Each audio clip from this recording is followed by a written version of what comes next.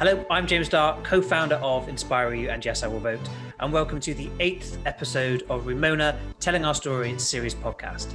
On this week's episode, we have Graham Hughes, one of the most passionate pro-EU grassroots campaigners out there over the course of the last few years.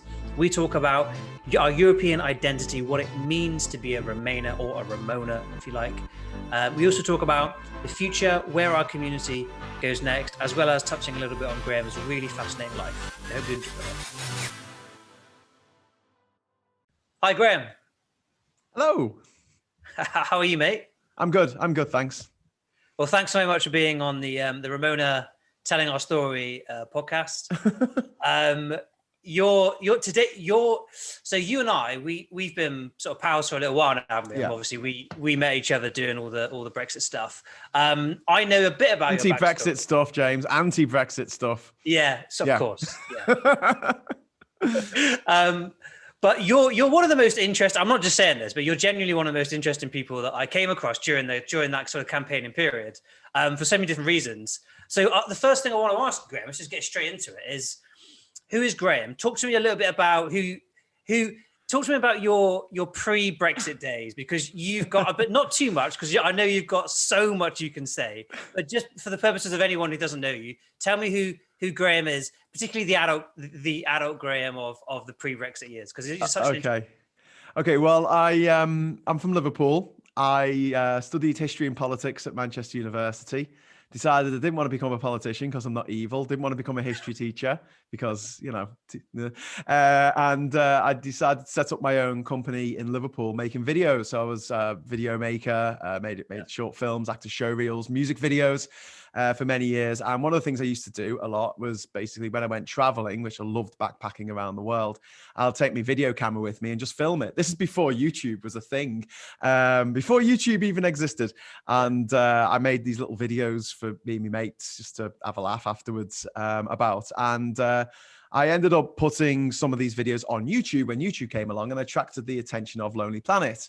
And I managed to get a contact there, and I pitched an idea to them that I'd been rattling around my head for many years, which was nobody at that time had been to every country in the world without flying. And Graham. I thought I'd give it a go. I'd been to about 60 countries, but at that point in my life anyway, I'd backpacked all around Southeast Asia, South America, all around Europe. And I thought, this is something I could do. There's only 192 members of the United Nations at the time.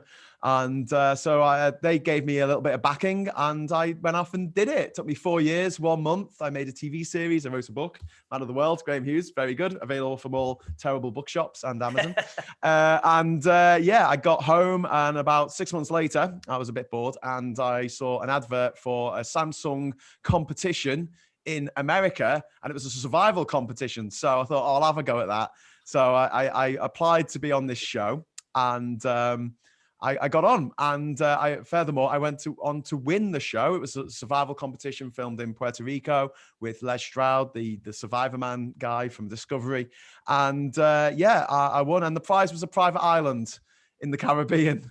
So I took over this island, renamed it Ginger Island, spelled Jinja, and lived there off grid for 3 years with my chickens and a dog and solar panels and rainwater collection. It was brilliant. That is nuts. Then I came home to fight Brexit. So and I've been here ever since. What a story.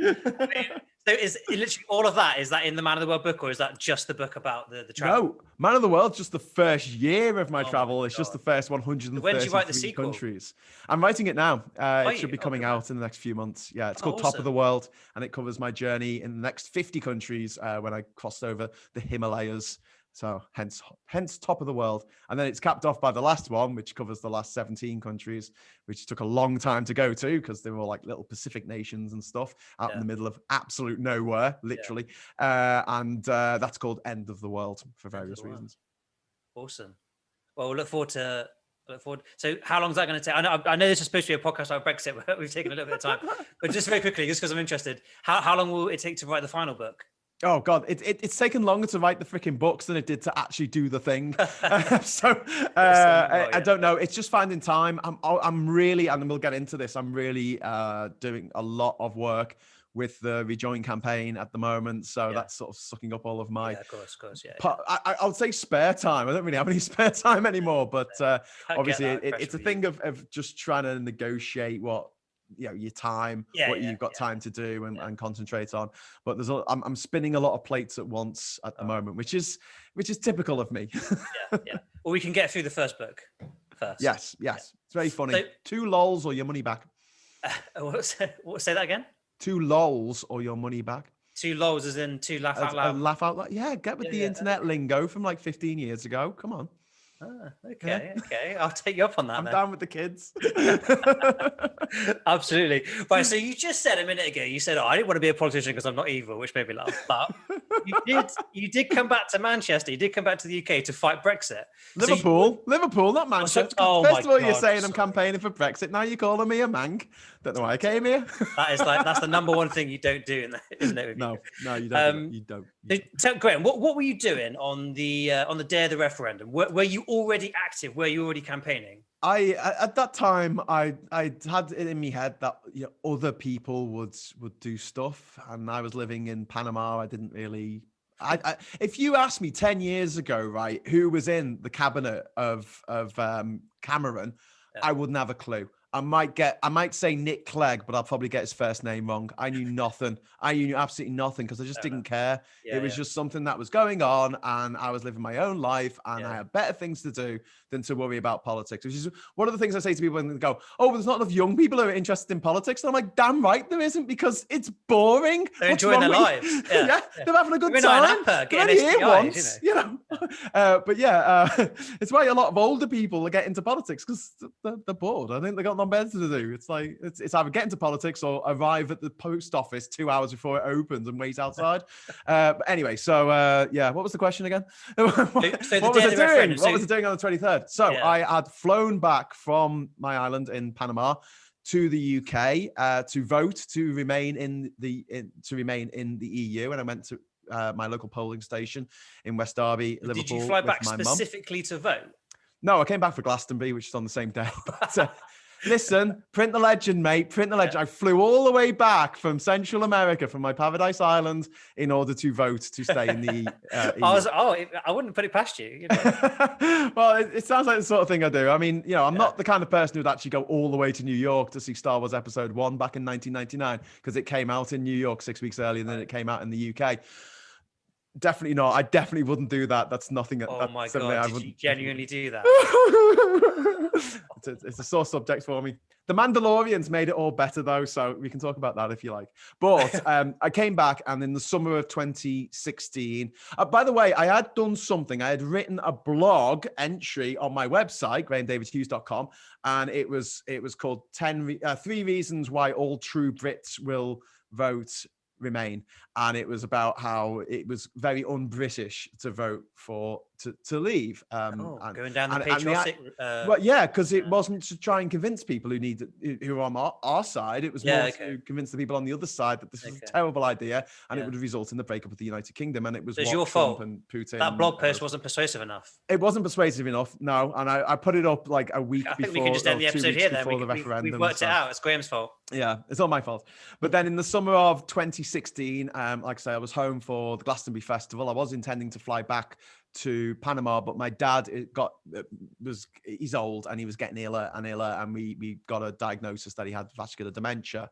So I ended up staying home most of the time for the next few months, helping my mum look after my dad.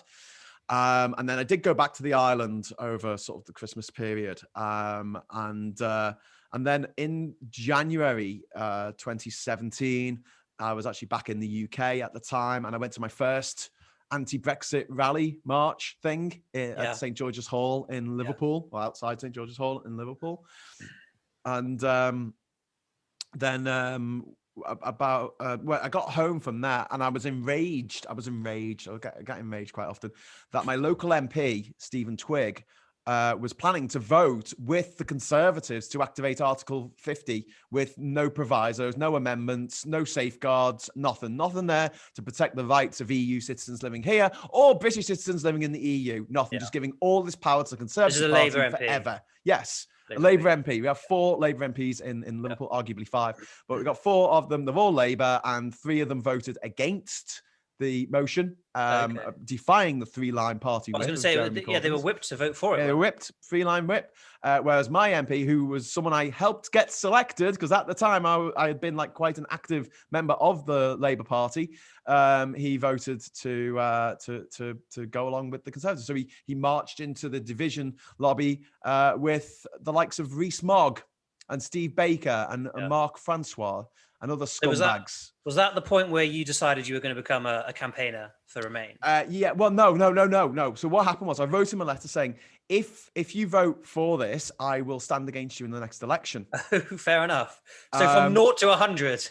Yeah, I'm going to stand against you in the next election, thinking, I'm going to be back on the island. I don't care. It's going to be like 2020. It'll be that long, far future year of 2020 before the next general election. So by then things would have changed, blah, blah, blah, right? Anyway, so in April that year, I was back on the island and I was sitting on my hammock and suddenly my phone just started buzzing like crazy. And it was all these people texting me to tell me that Theresa May called a snap election and I would have to come home to Britain to stand for election. Because not only had I written this letter, I had also made a copy of it and put it on Facebook to go, this is what I wrote to my MP. Aren't I cool? And then everyone went, but you're going to have to do it now because you're a man of your word, you idiot. And I was like, oh, shit. So I came home, ran a crowdfunder to raise the 500 quid I needed to pay for the deposit and stood against the Labour candidate in the second safest Labour seat in the country. So did you ran as an independent? Yes, and I lost by 35,000 votes. Well, that's I think there have been worse defeats in history, but yeah. And that gave me my first sort of toe dipped in the ocean of politics, I guess. Yeah. And from during the campaigning, I met up with the Liverpool for Europe lot, and we did some work together. We did some rallies and did some events. I spoke at some things, and I ended up sort of meeting some of the people who would go on to be quite sort of big in the Remain community. Yeah. We'll come on to that in a little while. I think some of that stuff. I want to ask you a little bit about the actual People's Vote sort of campaign, because obviously you weren't campaigning in 2016, you weren't really campaigning in 2017 until the sort of what you've just discussed, and then the People's Vote stuff came along, and that I think that gave everybody a kind of like that's at least they're getting their act together now. Like Open Britain had kind of morphed into PV, but it was cross-party, and there were faces now. There was Layla Moran and Remoaner and Caroline Lucas and people. Were you instantly gravitating towards that? Did you jump in at the People's Vote, or were you doing your own grassroots thing? Because you, Graham Hughes, are well known in the Remain community as being a kind of sort of in everything all at once, but also sort of doing your own thing as well. Like you're one of those sort of like mad men that are just kind of doing absolutely everything all at once. No, I never had any communication with People's Vote, except one time when they told me to take a tweet down that I'd put up. An anonymous text off them through Twitter saying, Graham, please take that. Didn't even say please, it just said take this down. And I'm like, who is this? Who are you? And why are you telling me to do things when you actually don't pay me to do what I'm told? It was just bizarre. But no, in the September of 2017, so in the summer of 2017, I thought I'd try myself a little thing to not only promote Europe, but also to try and get me another Guinness World Record. So I've got 2 Guinness World Records, one for the most countries visited in 1 year without flying, and the other one is for the fastest journey to every country in the world without flying. I'm also the first to do it, and currently the only person to do it. But I wanted to do another one. I thought I'll do all 50 countries of Europe in 3 weeks. And that'll be a great little record without flying, obviously. I read on your Wikipedia page that you were fighting about in Scotland. I went to Scotland, I went to Kosovo, I went to Turkey and Cyprus. It was really hard getting to Cyprus without flying. And then I got a message from the Guinness World Records after I finished going, Graham, you do know that as regard our rules, that Turkey and Cyprus are not part of Europe, they're part of Asia. And I was like, So I didn't get the record. I said, well, can you knock that out? Can you knock them off? It took me 2 days. Can you knock those 2 days off? And he said, yeah. Well, that gives you a total of 19 days, and we're going to set the Guinness World Record, what we want people to break, because no one's done it yet. But we're going to set it something a bit more challenging. So we're going to make it 18 days. So I'm like, oh. God. Anyway, I got back off that, and literally the day after I got back off that, I've been asked to talk at the People's March for Europe, which was organised by the people behind the Number 10 Vigil and a few more grassroots campaigners in London. Yep. And they had an absolute torrid time of setting that up, because there were other groups that weren't happy that they were doing this march. They didn't want to do a march. They wanted to do a march later on or whatever. And that to me was the very start of one of the things that would eventually kill off the Remain campaign. There's a lot of things that went wrong with Remain, but the biggest one for me was the fact that no one wanted to work together, and everybody knew the best way to do it was this, and we should do it this way, and we should do it that way, rather than just having a plurality of ideas, because we were all different. We were all coming from very different socioeconomic backgrounds, political backgrounds. We had conservatives who were against Brexit. We had Lib Dems. We had Labour who were against Brexit. And we had people who weren't interested in politics at all, but wanted us to stay in the EU. Yeah. And we ended up with a million people willing to march on the streets of London for a people's vote, for another referendum. But it didn't work. It didn't work. Now, if it had worked, we'd be sitting here all smug going, and that's how we defeated Brexit. Well, but this is my next question, because some of the guests who've had on this podcast already have sort of lamented different parts of the campaigning where we got it wrong. But I think we've all sort of agreed, and this has turned into a leading question. It wasn't supposed to be, but they've all sort of agreed that we were very close. But my question to you was, how close were we? What was there a pivotal moment? Yeah, where we were one person away. If Jeremy Corbyn had realized how unpopular he was, you got to admire this man who had a consistent popularity rating of -40, even after the Capitol insurrection. Trump still left office with a negative rating of -15. So this is a man, Jeremy Corbyn, who's so arrogant and out of touch with reality that he thought with a -40 rating he should be the leader of the Labour Party, and not only the leader of the Labour Party, he should take them into a second election, even though he had lost the first general election. He had spectacularly lost the European election. He'd lost the referendum because apparently he was on our side, news to us. And he had lost all the local elections that had taken place while he was leader. Like, he had lost councillors every time, net. And it's like, so I seriously believe to this day that the one pivotal person that if you could just change one thing in history and things would be very different, it would be Jeremy Corbyn. Not any of the others, because if you took out Johnson, there's a Farage. If you took out Farage, there's a Wigmore or a Hannon or one of those plebs. So there's Screffs, sorry, not plebs, they're Screffs.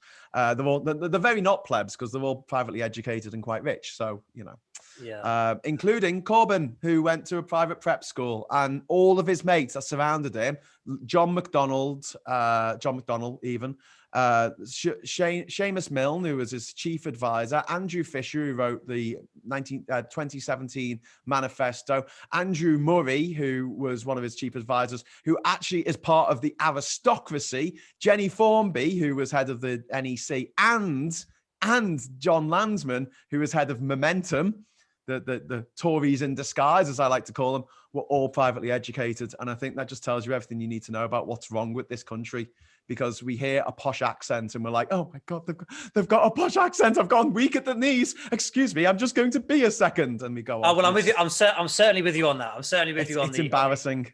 I never realized how bad the class system was in the UK until Brexit came along. Yeah. And I was like, oh my God, it is just, and the more you look into it and the more you look into who actually runs everything, the media, the politics, the police, the army, everything in public life in the UK is run by graduates of alumni, I guess, of private posh schools. So and usually a select few as well, isn't it? It's often so little social mobility in this country. Yeah. And they pretend that there is, and it's a big myth. It's a myth. Yeah. If there's a certain soggy digestive curtain ceiling, and you just can't get past it unless you went to one of these special schools. That's a totally different conversation, isn't it? And, Yeah. and an important one. And you're right that it has relevance to this conversation as well. But just to bring you back to Corbyn, because obviously there are a lot of people that will be like, "Oh, come on, Jim, you've got to stick up for Corbyn a little bit at this stage." Why? Obviously, you know my opinions on Corbyn, and they're not too far away from your own. But I mean, I think with Corbyn, let me ask you this: had Corbyn been just a really outspoken Remainer from day one, would he have lost the Red Wall sooner and faster? The Red Wall has got nothing to do with Brexit. I live here. I live in Durham, for God's sake. Okay. We've got 7 constituencies. Four of them fell to the Tories, including Sedgefield, Tony Blair's old constituency. It was such a safe constituency for Labour that they had their prime minister, their leader, that was his constituency. It's now a Conservative constituency, and it wasn't. To what extent is that to do with people viewing Corbyn as being pro? Go out and knock on people's door in the north and say, "Why did you vote for the Conservatives?" And they will say Corbyn. Always. Yeah. Like, you will get maybe one who will say Brexit.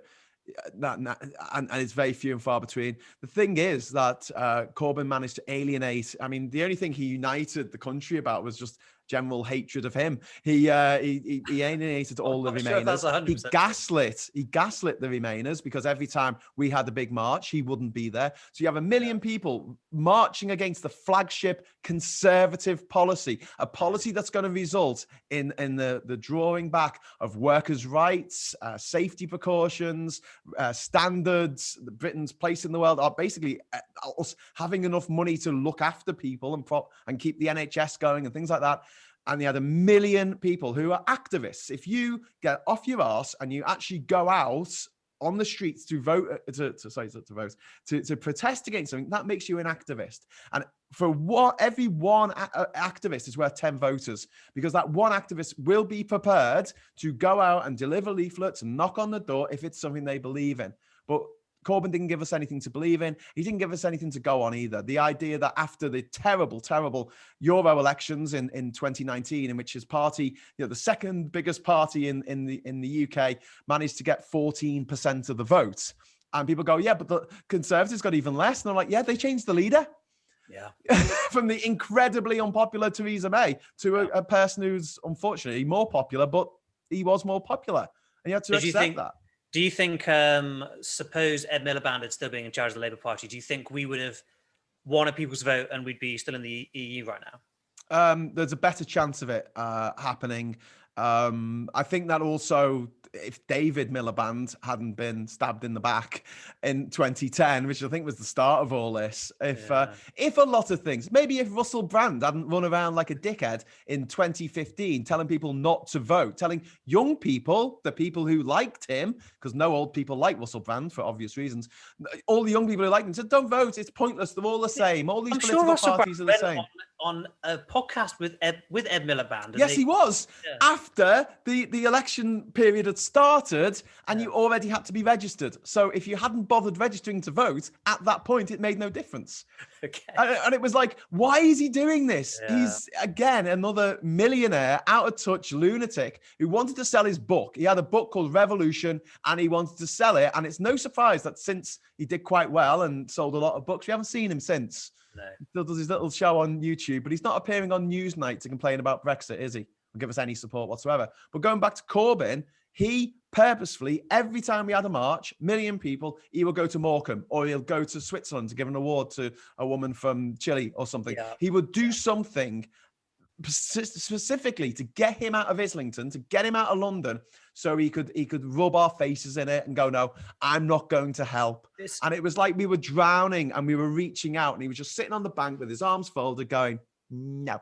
Yeah. No. Well, and I can't forgive him. This was one of the things that I found a little bit challenging with some of the sort of Corbyn base, was they pinned him up in many ways to be almost like I mean, you and I probably agreed on this, almost like a messiah figure. It was very cult-like, but the fact that he'd been a Eurosceptic for his entire life, there were videos of him on YouTube attending speaking events where he literally gave a full-on, Tony, a Benite Eurosceptic, and then Leave.eu, you were using those clips and stuff. I remember thinking, well, either he's this guy who's like, he's just so Messiah-esque and is just got so much integrity, or he's just as opportunistic as all politicians, because otherwise he would just be an out Eurosceptic. Why is he sitting on the fence and sort of sometimes pretending to be a Remain politician if we know his history has been 30 years of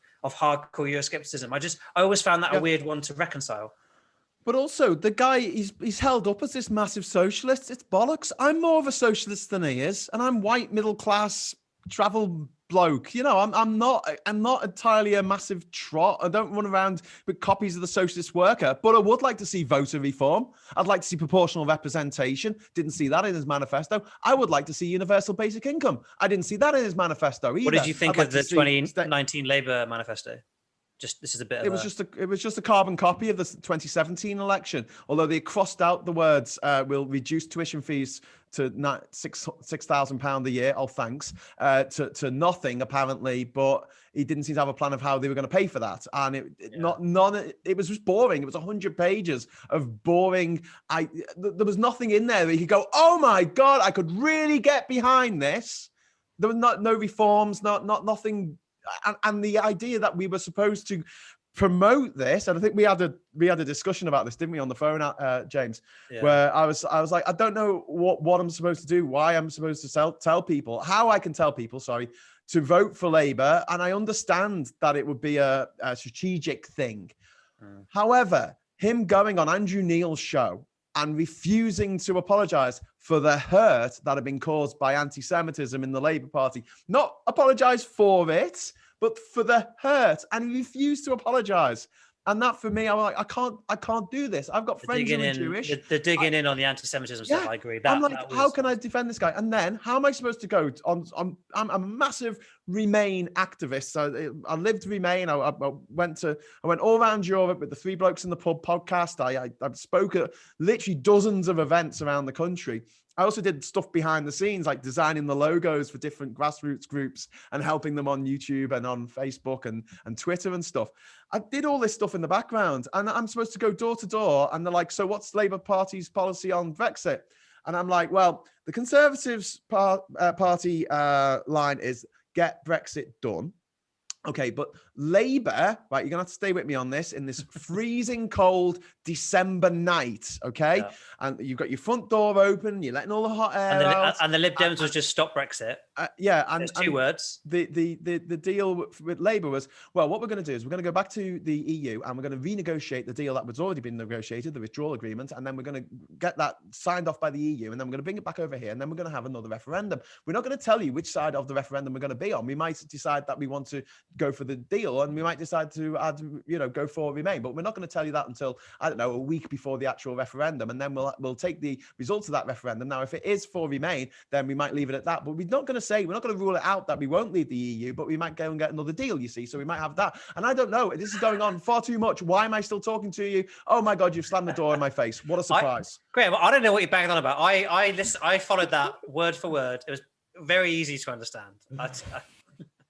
Yeah. Maybe it's just you guys up and down. Maybe it's not as, Politics, I love it. But point well made. Yeah. What's incredibly convoluted, confusing, contradictory, changing all the time. Yeah, it was just. But very also, what Labour did under Corbyn, and what the Conservatives have been doing, and what Brexiteers have been doing, and all of that sort of idea, it all comes down to this: a denial of reality.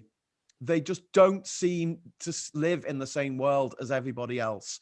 And it's weird the way that the Brexiteers tend to be in the same sort of groups as the anti-vaxxers, the flat earthers, the conspiracy theorists.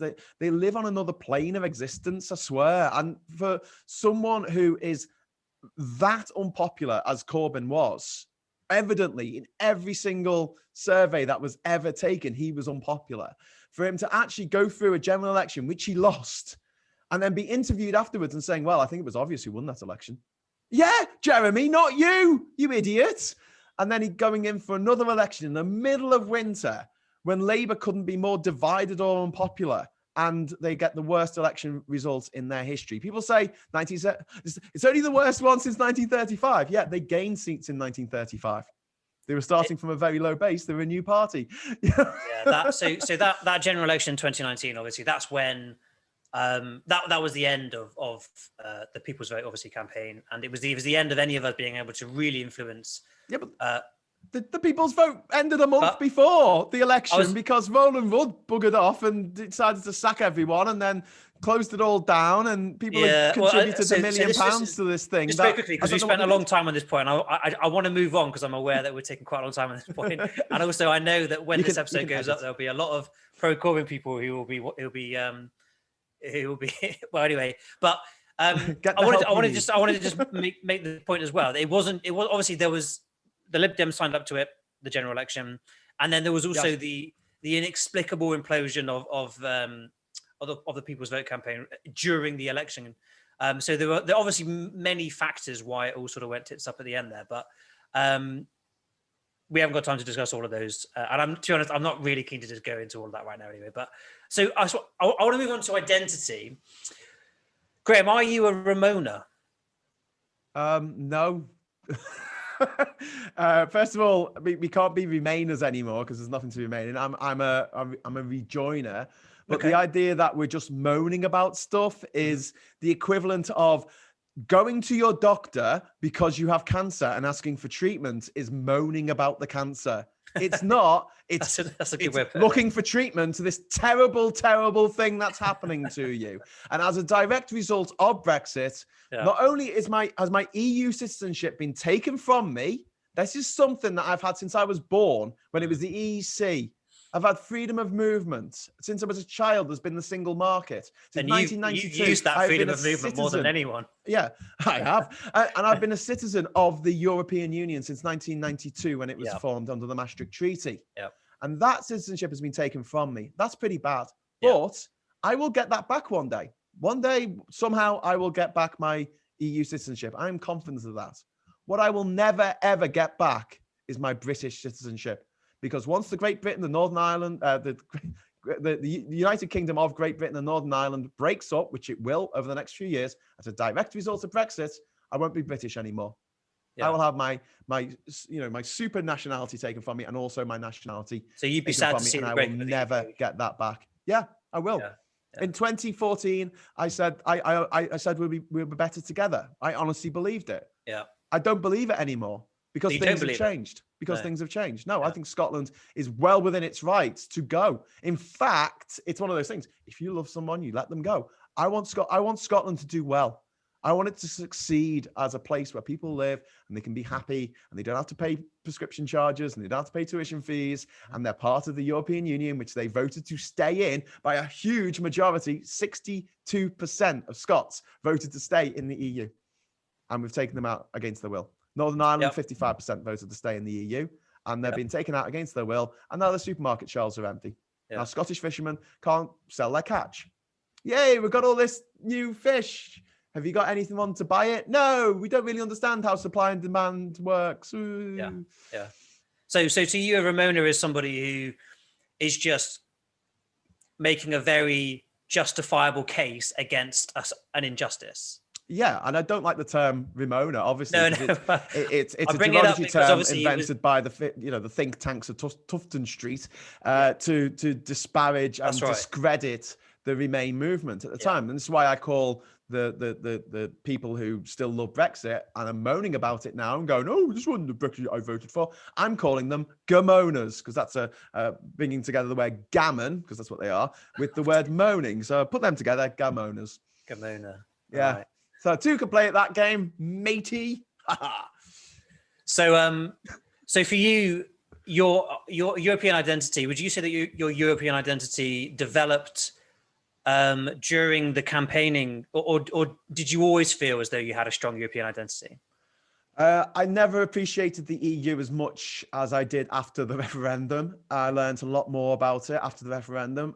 For shame, I have A-levels in history, politics. I've got a degree in history and politics, and I didn't learn anything about the EU. Nothing. Shame on you. Nothing. Absolutely. Nothing about the Treaty of Rome. Nothing about the Treaty of Maastricht. But why would you? It's not really part of it. It doesn't form a central part of the curriculum, does it? Well, it's boring. And all of that. But it was something that I appreciated was churning away in the background. One of my formative memories as a child was in the summer of 1990, visiting East Germany with my parents. We were in a camper van and we went to Berlin. And I have still got my piece of the Berlin Wall, because at the time there were people, entrepreneurs on the street with a hammer and a what's it called, a chipping thing, and you could, not a sickle. Pardon? Not a sickle. No, not a hammer and sickle, because that would have been too ironic. Exactly, that's what I meant. What am I thinking of the word? The hammer. A chisel? A chisel, that's the one. Yeah, okay. You could hire a hammer and chisel for 10 minutes to knock your own bit of the Berlin Wall off. Yeah, because there was so much of it at the time. So I've still got my piece of the Berlin Wall from that time. And obviously at the age of 10, I didn't realize the magnitude of the situation. And how everything had changed at that point. And it wasn't until years later, especially with my experience of traveling around the world, that I really sort of appreciated the fact that I was from Europe. Yeah. And one of the things that I'm objecting to at the moment is the way people are acting like, oh, why are the EU being so mean to us? And it's because they haven't been across every border in the world. And I have. And do you know what? Most borders are an absolute bloody nightmare. You spend hours there. They go through all your papers. They want to know your mum's maiden name, your inside leg measurements, the times you've been to other countries that they have a diplomatic agreement with. It is like, oh my God, just let me in, please. I've got a visa. I've got a letter of invitation. I've spent $1,000 bloody dollars on a pass. Can it just come into your country? Yeah. And that's normal. That's the way most of the countries in the world conduct themselves. To live somewhere where you can literally cross the border and everyone's like, welcome, welcome. No one checks your passport. No one sort of, tells you that you've got to consider the regulations. We've got a book of rules, and you need to know these. And to grow up in that society, to grow up somewhere that's not Australia or America, which is Australia and America in all directions. You can drive for 2 days in Australia. Yeah, still in Australia. The food's the same. The music's the same. They're still playing bloody I Come From a Land Down Under by Men at Work everywhere you go. It's the same. Whereas in Europe, you drive for an hour, you're in a different country with a different language and a different culture.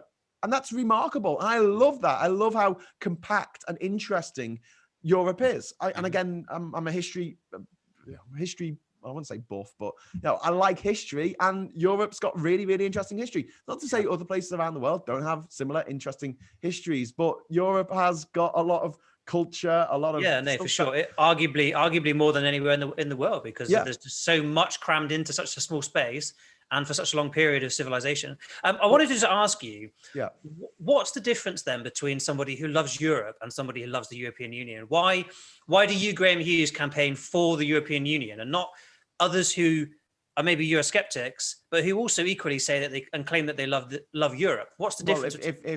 If they love Europe, why don't they like the EU? The EU comprises of all the good countries in Europe. Well, I mean the people of Belarus, I'm sure, are lovely, but... Exactly. And Albania, they're lovely as well. They're trying to get in the EU. All of the countries in Europe that are worth a tin of scouse, are basically a pan of scouse even, are either in the EU or... Let me rephrase it. Would Europe be diminished? With the EU. They're part of this customs union, they're part of the single market, or they're part of Schengen or the Eurozone. And the ones that are left over, once you've taken all them out, is Moldova and Belarus. There's not many left, and so they still have the death penalty. Let me just let me rephrase it this way: Would Europe as a continent, in terms of all the things you just described, which you love, would it be diminished if Nigel Farage gets his wish? There's a domino effect, and the institution of the European Union, the political and economic union, falls apart, but the countries remain as they are. Would Europe, all the things you love about Europe, would it be diminished if the institution of the EU disappeared? Yes, massively, because Europe would become impoverished overnight, like what's happening to Britain because of Brexit. Also COVID, but mostly Brexit, because Brexit is long-term and it's affecting just us, not every other country in the world at the same time, like COVID is. And, well, I'll say just us, it's also affecting our neighbours. But it would make Europe less affluent. It would make so it's purely down to economics then. Well, not just that, but it would make us less free as well to be able to go and live and work and retire and get married and settle down and buy a house, build a house, start a business in 31 other countries in this continent. The worry is that you get these people and they've got this argument in the head of like, oh, I love Europe, but I hate the EU. Like they're two separate things. It's a bit like saying, well, I love North America, but I hate Canada and the USA. And you're like, okay, you're not leaving me much to work with here. And it's just an odd way of looking at things because the EU is massively successful. And if there's one massive criticism I do have of the European Union is it's really crap at selling itself. You know, when we talk about Africa, development in Africa, who's spending the most on developing Africa at the moment, would you say? Well, I'm assuming it's the EU, but if you'd have asked me without the context of this conversation, I probably would have said China. Yeah, everyone thinks it's China. The EU spends 2.5 times more on development in Africa than China does. China gets all the headlines because obviously it's making a big deal about it. The European Union, it does stuff around the world and people don't make a big fuss about it. Yeah. The fact that if you have a factory in Brazil and it's making shoes, they will make those shoes to the standard of Europe, of the European Union, even if they're only selling them to Peru, because they may as well just have one production line that can be sold anywhere in the world. And if you make it up to European standards, you can sell it anywhere in the world. Yeah, so the EU sets the kind of gold standard globally, doesn't it, for a lot of, and it's the ultimate in soft power. And obviously, again, as a history and politics buff, I'm interested in soft power around the world. And it was something that Britain had it in spades because, like me, it has its fingers in lots of pies. It's on the UN Security Council. It's in NATO. There's 30 nations in NATO. Okay, there's 30 in the world. 21 of them are in the EU. So you're talking over 2/3 of NATO are allies, people who have signed up, countries that have signed up to say, we will send soldiers to die for your country if it gets invaded. And they're our enemy for some reason. Well, the reason is we've been told for the last 30 years that Europe is our enemy. And you say to Brexiteers, even the ones who say, oh, I love Europe, ask them, what's the best continent in the world, mate? And they'll go, and they'll say Australia or something stupid like North America or Antarctica.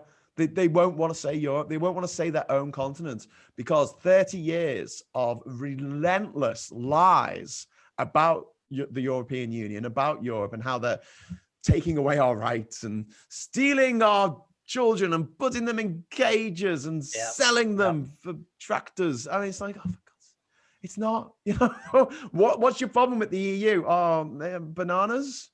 When you try and get people down on that, and then you look at the way other things work around the world, and this is sort of my interest, having gone to these places, is you look at the way that CARICOM in the Caribbean community, the ECHO was in West Africa, ASEAN, even the new CPTP, TPPP, TPC thing in the Pacific is working. There's no parliament. There's no direct elections. You don't elect your representatives to plead your case in some kind of parliament building. The only place in the world where that actually happens on an international basis, it's not the UN, it's not NATO, it's the EU. It's the only one.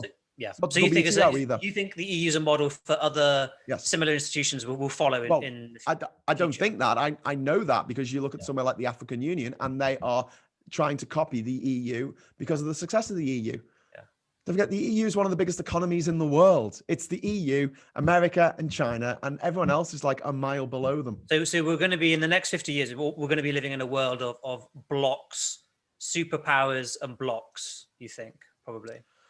Yeah, but also the EU can be a massive force for good in the same way that I don't think China can be because of the government over there. And I don't think that America is, well, it wasn't under Trump because they only needs to get some lunatic in as president who wants to pull them out of the Paris climate change agreement, wants to pull them out of the WHO, wants to not elect, appoint judges for the WTO, which is something that Trump did. So he neutered the WTO. So countries that had nothing to do with America couldn't get the arbitration that they required from the WTO to settle their trade disputes with other countries that had nothing to do with the United States. So there's a lot to be said for the world going forward needs a voice, a strong voice to say we need to do something, especially about the environment. Now, there's no other body in the world, apart from possibly America, but it depends on the president, who can turn around to Brazil and say, oi, stop burning down the rainforest, you massive gang of idiots, or we're going to stop trading with you. Yeah. And for them to go, oh no, okay, well, we'll stop burning it. We'll stop burning down the rainforest now, because they're so terrified of not being able to sell things to the EU, because the EU has so much financial muscle, because it's 500 million people and has the GDP something like 7 times that of the United Kingdom on its own. If they lose the United Kingdom, oh well, there's other countries. But yeah, one of the things you hear a lot is we'll trade with the rest of the world, and I just go, you're mad. Because there's only 40 countries in the world that are regarded as having advanced economies by the IMF, and nearly all of them are in Europe. And that's the stuff we sell. That's all the services that we sell. Yeah, it's stuff that we sell. They don't need them in. They don't need them necessarily in South Sudan or in Bhutan. They need them in Germany and France and Italy. Yeah. We talk about trade being boring and stuff, but I mean, at the end of the day, like, just the fact that it's really easy to get your head around. You don't do a trade deal because you want to buy things. You do a trade deal because you want to sell stuff. And having a market of 500 million people is a lot more attractive than having a market of 66 million people who have now become newly impoverished because of their trade deals around the world. But yeah, when I talk about advanced economies, they're the countries that we can sell stuff to. There's none in Latin America. There's none in the Caribbean. There's none in Africa. There's only 5 in the whole of Asia, and only 4 of them are UN members, because Taiwan's not a UN member. Then you've got Australia, which is a small country, really. I know looks big, but it's only 25 million people. And New Zealand, which is 4.7 million people. And then you do mathematics. We've got 3 times as many sheep than people in New Zealand, haven't they? Is that true? Yeah. But you add up all the GDP of all the countries, the 54 countries of Africa, add it together, it's less than the GDP of France. You add, there's 53 or 54 countries in the Commonwealth, depending on whether Fiji's back in or not. I can never remember. And you get like 50 of them and add all, take out the UK, take out Canada and India and Australia, take them out. The ones that remain, like the 50 countries that remain, you put all their GDP together, it's the GDP of Britain. On its own, just one country, 50 countries. Yeah. And so I think that when people go, oh, we'll trade with the rest of the world, they haven't got the first clue what the rest of the world looks like. And I'm sorry it's poor. I would rather it was more affluent. And it's a lot further away than Ireland as well, isn't it? Like the fact that we trade more with Ireland than Brazil, Russia, India, and China put together is just like a nut statistic. That really should have just been the end of the debate, really. Like, oh, okay. We're that reliant on trade with Ireland that... How do you, Graham Hughes, how did you convert people from supporters of the EU or supporters of Remain, supporters of People's Vote, to actual activists? Because I felt there were millions and millions of people in the UK who were supporters, and I knew loads of them, but I struggled to get, particularly young people, I struggled to get people who were like, yeah, I want to stay in the EU, yeah, I want People's Vote, to actually come and do a street stall or post on Facebook or talk about it in their workplace or come on a march or something. How do you transfer that energy into activism? Because that was something that I always felt was something that maybe we didn't do as well as we could have done. Well, I mean, we did all right. I mean, I always feel like people take a lot like water. They take the path of least resistance. And to be honest with you, trying to get young people into politics, mate, don't bother. They've got better things to do. They've got their lives to live. We're running a campaign they're running around to get they're young having people parties. They're getting drunk, taking drugs, getting married, falling in love, trying to get on the housing ladder, studying at university, trying to get a job, writing CVs. I mean, there's loads of things to do when you're young and everything's still working. It's only when people are older. And look, these days we spend most of our time just trying to like keep the existential dread of the climate emergency and all the rest of it. The hell out my back window here. But no, the way that I always feel like you get people involved is not by pestering them and saying you should get involved. It's making great stuff that they like. And it's like when people go, how do you make a viral video? I've only ever made one viral video, but it was a really good video. And people go, how do you do it? It's like catching lightning in a bucket. And you're like, yeah, but if you make something good, people will be drawn to it. Let me ask you this. Were there enough tech savvy members of the Remain community to create content? I always felt that there was a deficit of top quality Remainer content. I mean, there was like OFOC did some good stuff, like Led by Donkeys did some good stuff. Yeah. Even PV did some good stuff, Best of Britain. But certainly among the grassroots, I think one of the things that we're missing that maybe other campaigns, maybe like the Extinction Rebellion campaigns, and that have young people who are more tech savvy that we didn't have, were enough young people with tech skills to actually create good content. What do you think about that? I think we did as best as we could with what we had, Yeah. because look, we're on the side that doesn't have much funding. It's not being funded by mysterious think tanks and dark money from Russia or whatever. We don't have control of the media. 63% of all British media is run by 3 billionaires. It was 4 until last month, but 3 billionaires owned 63% of our media. I mean, it's they're insane. All hard right, and they are all hard right nutters. So what we're up against is insane. So I don't know. I don't think that was one of the points. I think what we did, and especially the Led by Donkeys campaigns, I don't think they could have done that any better. I think they made a really good point. It was spread all over social media. They just had these posters up to take a photo of it, and it would spread like wildfire amongst the Remain community. They were great. What I was wondering was, could we have done more of that sort of stuff? Was there enough? Were there enough groups making really high quality digital content? I don't know if digital content really translates into activism. I would have liked to see more events, just more things to make people feel involved in something, because it's like that thing. Once you get someone through the doorway of your shop, they are way more likely to go back to your shop. The question is getting them in the first place. Yeah. Now, some of you haven't asked me, but I'm just going to mention it anyway. This idea of how do you convert someone who's a diehard Brexiteer into someone who wants to rejoin the EU? And I say, forget it. It's not going to work. Just don't even bother. You don't win elections by changing people's minds. And that's never happened in the history of the world. That's always you win elections, you win campaigns by getting your people out. But also, I mean, you do want to have some element of persuasion. Like, there are people in the middle who you want to try and persuade, aren't there? People you want to move to your side. But you're right not to bother with the people on the diehard end. You're never going to get them.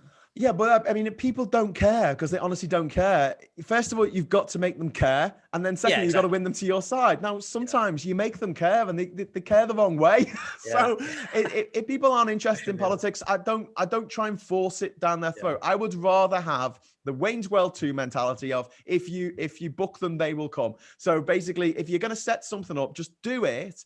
And if it's successful, it's successful. If it's not, try something else. Yeah. But I think the idea of going down to sort of the level of knocking on people's doors and trying to get them to become an activist, it's not realistic. And we had 1 million activists. It's not like we didn't have enough of them. It was just they weren't used. Well, utilized, I should say, in a way that benefited the whole campaign. We should have had them literally giving out leaflets to the local area of why leaving the EU was going to be a terrible idea. We needed the backing of Labour. We needed the backing of the second biggest political party in the country, and we didn't get it. They were too busy fighting amongst themselves about, I don't know, free broadband for the super rich. Yeah. Let me ask you about this, because we're coming to the end now. What should our community be doing now? Because obviously we've built this big community, largest pro-EU community anywhere in the world ever, probably. But we're a little bit rudderless. We haven't really got a leader. None of the parties represent us anymore.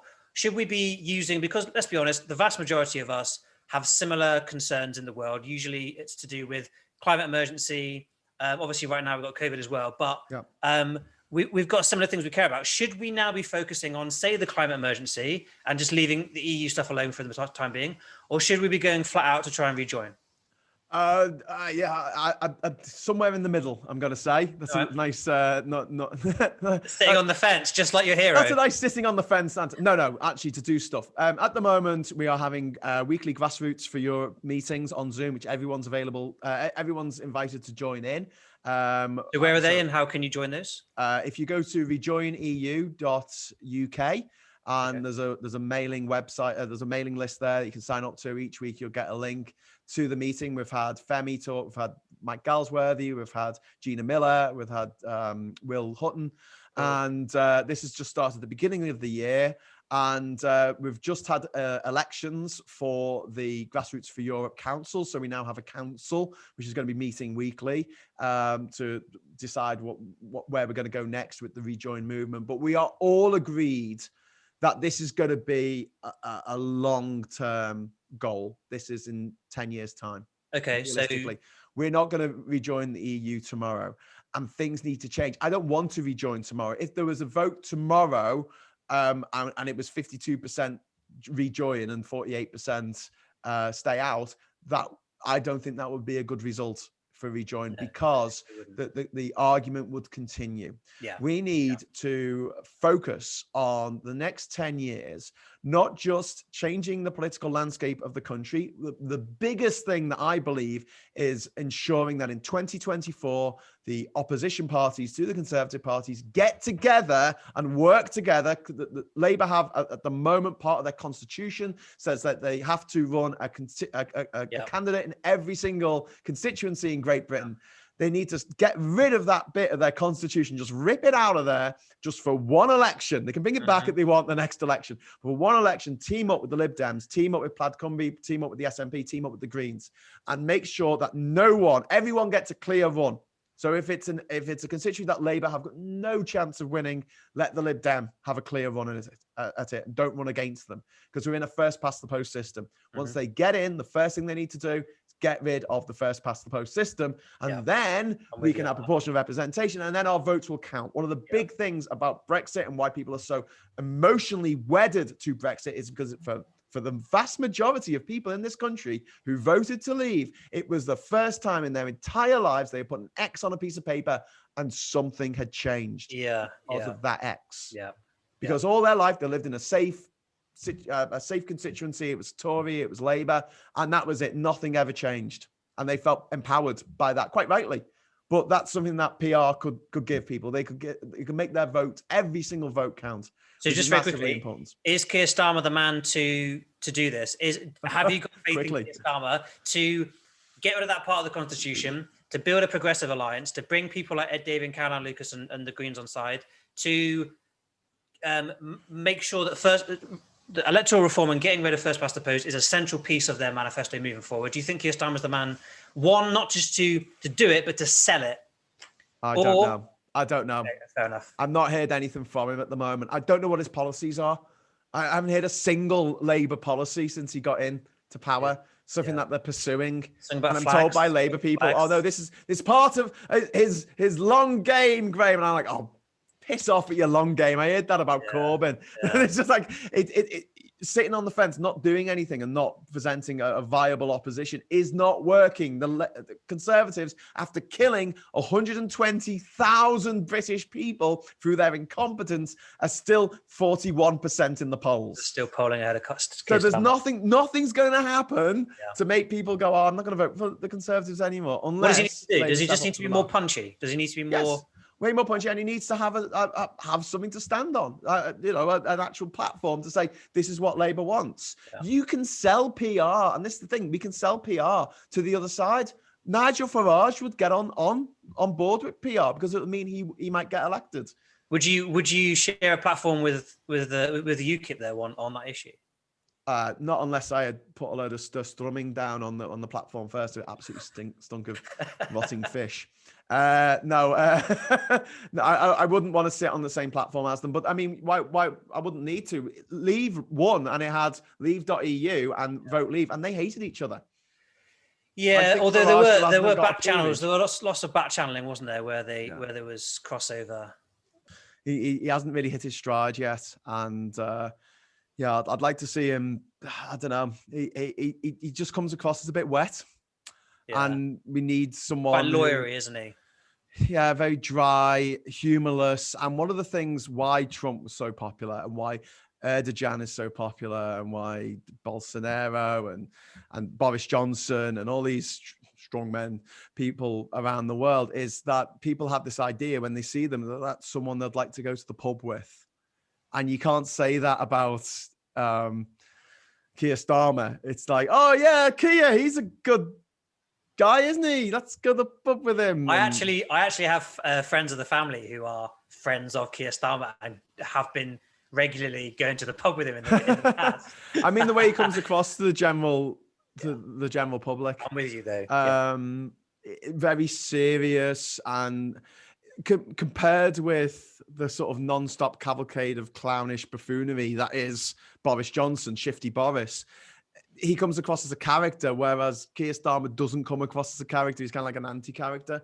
And in some ways, I mean, that's great. I don't want a personality cult around these leaders, because Jeremy Corbyn's personality cult, which I found bewildering, because he's another person I wouldn't really want to go to the pub with.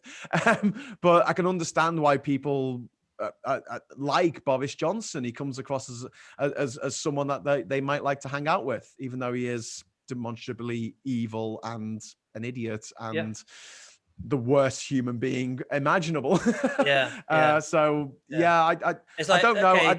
Your choice is someone that's going to be a good leader, a good politician, or a Disney villain that you could get a pint with. And people are like, I like the Disney villain idea. Let's just go with that. Yeah, exactly. But I don't know what the choices are for Labour at the moment. I mean, if they did have another leadership contest, God knows, it'll be a bit soon. But Andy Burnham is. I saw the Conservatives are planning for an Andy Burnham 2024. Oh, are they? Yeah, Andy might do well. Yeah, he's good. Yeah, he is good, and he comes across as quite personable as well. I think that would be a good shout. But he's busy being the Metro Mayor of Manchester, and I believe there's a election coming up for Metro Mayor, so I guess he'll be doing that.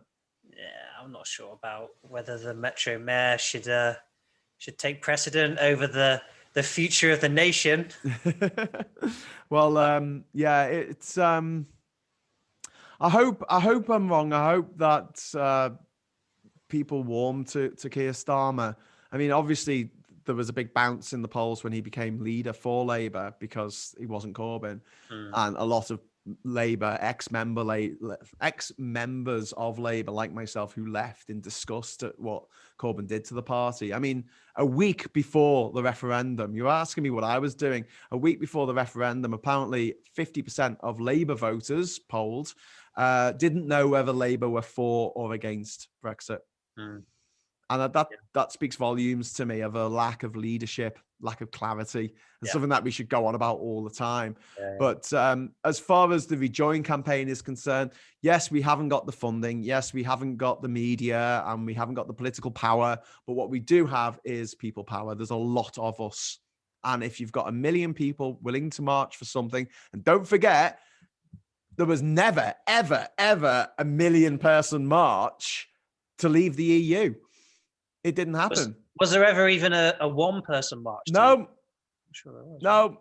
In the public attitude survey of 2010, in the wake of the 2010 general election, people were asked what the most important things that they felt politicians should be pursuing right now. And only 1% mentioned the EU.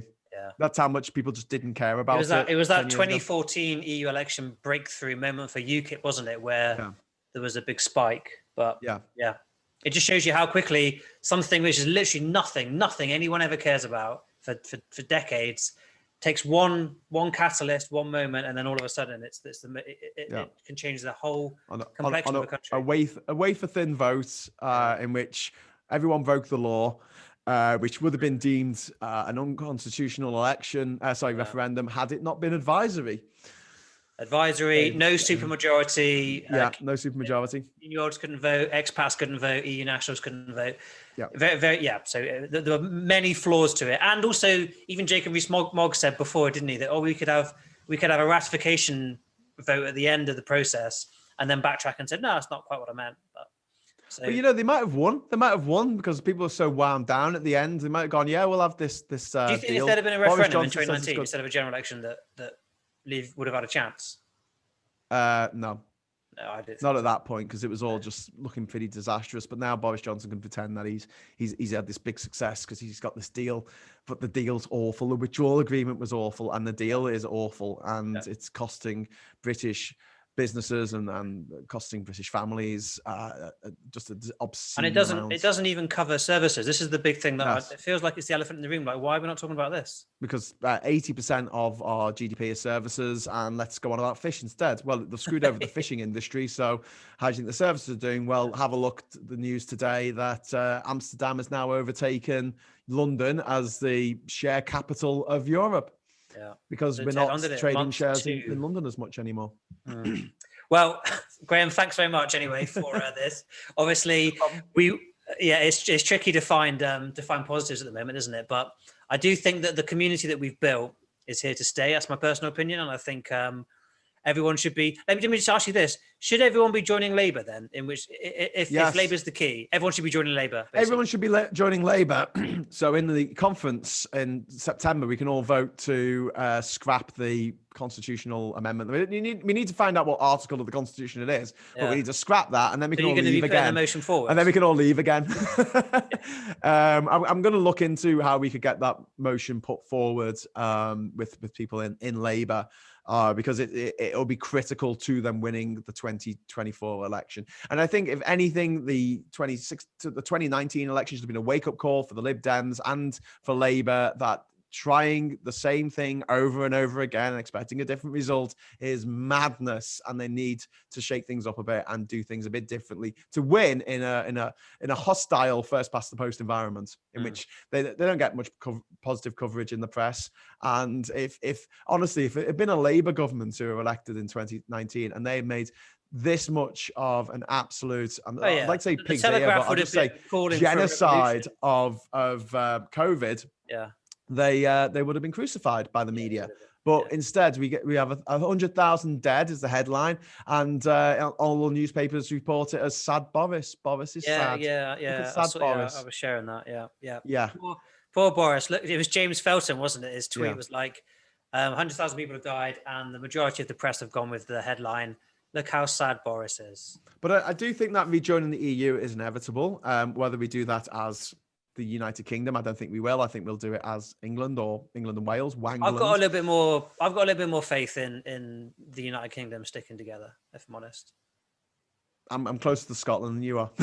It's a geographical thing. I live in Bristol, so we've got our own issues with Cornwall. They're not happy either. No. Well, they voted for it. At least they voted for it, whereas Scotland did not. But I do think that it's going to be a 10-year project. I think it's something that will be on the manifestos in 2029, whether to rejoin or not. And we've got to put all the building blocks in place to when we get that new referendum to rejoin the EU, it needs to be a supermajority, and we need to get 66% of the population behind it. And people go, "Oh, that's impossible. It's too many." But if you look at what happened in the 70s, we had a referendum in 1975. 66% voted to stay in the then EEC. And just 4 years later, in 1979, a survey was done, and they found that only 1/3 of voters in 1979, when Thatcher was elected, would vote to stay in the EEC at that point. So it gone down from 2/3 to 1/3 in the space of 4 years. So things can change really quickly. I think they will because of the impacts of Brexit. But I do think this is something that we need a campaign that we need to wage for years, and it's a roadmap. There are steps along the way. Obviously, PR is a huge step on the way, but also pushing for going back into Erasmus, creative integration, so our musicians and artists can tour around Europe, then pushing to re-enter the single market, the customs union. And once we're back in the single market and the customs union, rejoining the EU should be a bit of a no-brainer, because it'd be like, well, we've got to follow the rules, but we don't get a say. Let's get a say. And then we could call the campaign the Let's Get a Say campaign. It's nice and easy to get your head around. Why do you want to rejoin the EU? So we have MEPs and we can formulate policy with them.